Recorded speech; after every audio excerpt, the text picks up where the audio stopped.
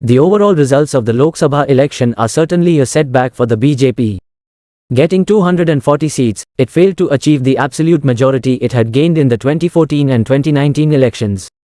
Narendra Modi is now heading a National Democratic Alliance (NDA) coalition government with parties like the Telugu Desam Party and the Janata Dal United, providing the numbers for a majority in the Lok Sabha.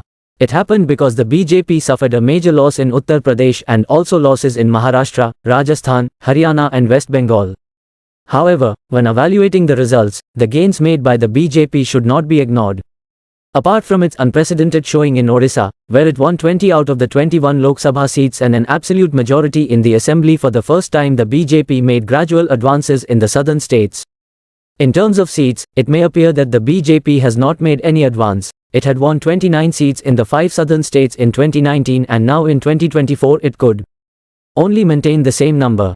But a detailed analysis state-wise and the vote share it has gained in each state provides a different picture. Telangana is a state where the BJP won 4 seats in the 2019 election, getting 19.45% of the votes polled. In the 2024 election, it has doubled its tally to 8 and raised its vote share substantially to 35.19%. The drastic fall in the BRS vote share has benefited primarily the BJP. In Karnataka, the BJP has lost ground.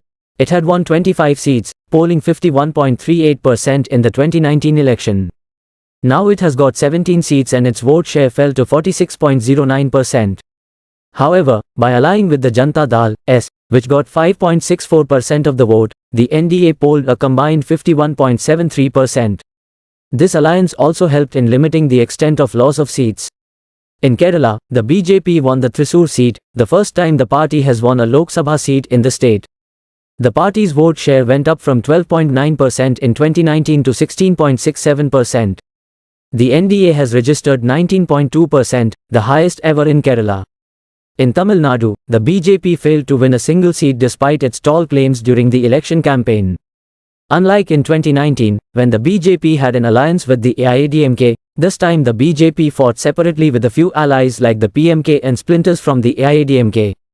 The BJP's vote share went up from 3.66% in 2019, contesting 5 seats, to 11.24% now, contesting 23 seats.